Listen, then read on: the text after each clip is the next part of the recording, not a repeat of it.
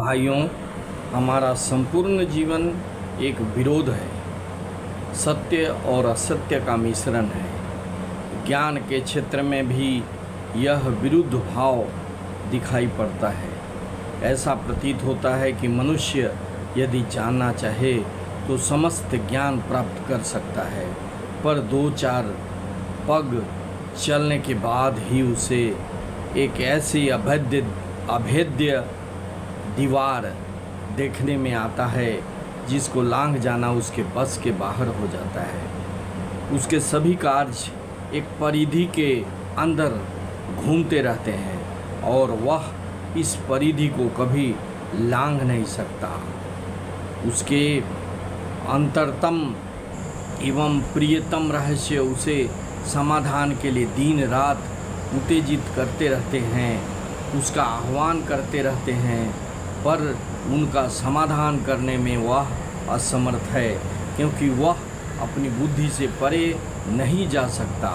फिर भी वह इच्छा इसके भीतर गहरी जड़ें जमाए हुए हैं और इसका दमन और नियमन एकमात्र मंगलकर पथ है। यह भी हम अच्छी तरह जानते हैं। हमारे हृदय का प्रत्येक स्पंदन, प्रत्येक विश्वास के साथ हमें स्वार्थी होने का आदेश देता है, पर दूसरी ओर एक अपार्थिव शक्ति कहती है कि एकमात्र निस्वार्थपरता ही मंगल का साधन है। जन्म से ही प्रत्येक बालक आशावादी होता है। वह केवल सुनहले स्वप्न देखता है। यौवन में वह और भी अधिक आशावादी हो जाता है। मृत्यु, पराजय अथवा अधोगति नाम की भी कोई चीज़ है, यह बात किसी युवक की समझ में आना कठिन है। फिर बुढ़ापा आता है और जीवन के एक ध्वंसावशेष मात्र रह जाता है। सुनहले स्वप्न हवा में उड़ जाते हैं और मनुष्य निराशावादी हो जाता है। प्रकृति के थपेड़े खाकर हम बस इसी प्रकार दिशाहीन व्यक्ति की भांति एक छोर से दूसरी छोर तक दौड़ते रहते हैं। इसके बाद मृत्यु रूपी भयावह तथ्य आता है। सारा संसार मृत्यु की ओर चला जा रहा है। सभी मरते हैं। हमारी सभी प्रगति, हमारे व्यर्थ के आडंबरपूर्ण कार्यकलाप, हमारे समाज सुधार, हमारी विलासिता, हमारे ऐश्वर्य, हमारा ज्ञान, इन सब की मृत्यु ही एकमात्र गति है। इससे अधिक निश्चित बात और कुछ नहीं। नगर पर नगर बनते हैं और नष्ट हो जाते हैं। साम्राज्य पर साम्राज्य उठते हैं और पतन के गर्त में समा जाते हैं। ग्रह आदि चूर चूर होकर विभिन्न ग्रहों की वायु के झोंकों से इधर उधर बिखरे जा रहे हैं। इसी प्रकार अनादिकाल से चलते चला आ रहा है। इस सब का आखिरी लक्ष्य क्या है? यह है मृत्यु। मृत्यु ही सबका लक्ष्य है। वह जीवन का लक्ष्य है, सौंदर्य का लक्ष्य है, ऐश्वर्य का लक्ष्य है, शक्ति का लक्ष्य है, और तो और धर्म का भी लक्ष्य है। साधु और पापी दोनों मरते हैं। राजा और भिखारी दोनों मरते हैं। सभी मृत्यु को प्राप्त होते हैं। फिर भी जीवन के प्रति यह प्रबल आसक्ति विद्यमान है। हम क्यों इस जीवन से आसक्त हैं? क्यों हम इसका परित्याग नहीं कर पाते? यह हम नहीं जानते, क्योंकि यही माया है। माता बड़े यत्न से संतान का लालन पालन करती है। उसका सारा मन प्राण, सारा जीवन मानो उसी बच्चे में केंद्रित रहता है। बालक बड़ा होता है, युवावस्था को प्राप्त करता है और शायद दुष्चरित्र एवं पशुवत होकर प्रतिदिन अपनी माता को मारने पीटने लगता है, किंतु माता फिर भी पुत्र से चिपकी रहती है। जब उसकी विचार शक्ति जागृत होती है, तब वह उसे अपने स्नेह के आवरण में ढक लेती है, किंतु वह नहीं जानती कि यह स्नेह नहीं है, एक अज्ञात शक्ति ने उसके स्नायुओं पर अधिकार कर रखा है।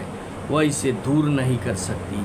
वह कितनी ही चेष्टा क्यों न करे, इस बंधन को तोड़ नहीं सकती, क्योंकि वह माया से घिरी हुई है। हम सभी कल्पित स्वर्ण प्राप्त करने के दौड़ में लगे हुए हैं। सभी सोचते हैं कि हम उसे प्राप्त करेंगे। प्रत्येक विचारशील व्यक्ति देखता है कि उसे प्राप्त करने से उसे अकूत धन की प्राप्ति होगी। तथापि प्रत्येक मनुष्य उसके पीछे कठोर संघर्ष करता है और यह कुछ नहीं, सिर्फ माया है। इस संसार में मृत्यु दिन रात गर्भ से मस्तक ऊंचा किए घूम रही है, पर साथ ही हम सोचते हैं कि हम सदा जीवित रहेंगे। किसी समय राजा युधिष्ठिर से यह प्रश्न पूछा गया कि इस पृथ्वी पर सबसे आश्चर्य की बात क्या है।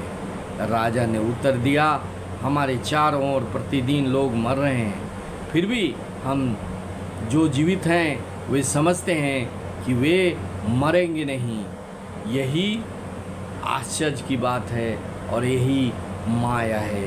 भाइयों, सद्कर्म करना सभी का लक्ष्य होना चाहिए, क्योंकि यह जीवन क्षणभंगुर है।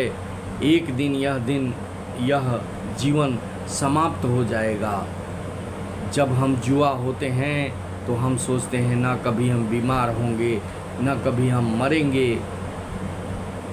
हम धनवान होते हैं तो कभी हम नहीं सोचते कि हम कभी गरीब होंगे। लेकिन यह नियति है, यह बदलाव है, यह होकर रहेगा। मृत्यु होकर रहेगी, धनी गरीब होकर रहेगा। अगर वह अपने कर्तव्य का सही तरह से पालन नहीं किया तो जब वह उसकी मृत्यु हो जाएगी, जब वह बुढ़ापे की ओर जाएगा, जब वह बूढ़ा हो जाएगा, तब उसे बहुत अधिक कष्ट होगी। वह सोच कर तिल तिल कर मरने के लिए बाध्य हो जाएगा। हर किसी को सोचना चाहिए कि बुढ़ापा निश्चित है, मृत्यु निश्चित है। इसलिए हमें घमंड न तो धन का, न तो तन का, न तो मन का, किसी का घमंड नहीं करना चाहिए। अन्यथा जब समय आएगा तो सारा घमंड चूर चूर हो जाएगा। भाइयों, अगर यह वीडियो अच्छा लगे तो इसे सब्सक्राइब करेंगे, शेयर करेंगे और लाइक करेंगे। Thank you very much. जय हिंद, वंदे मातरम।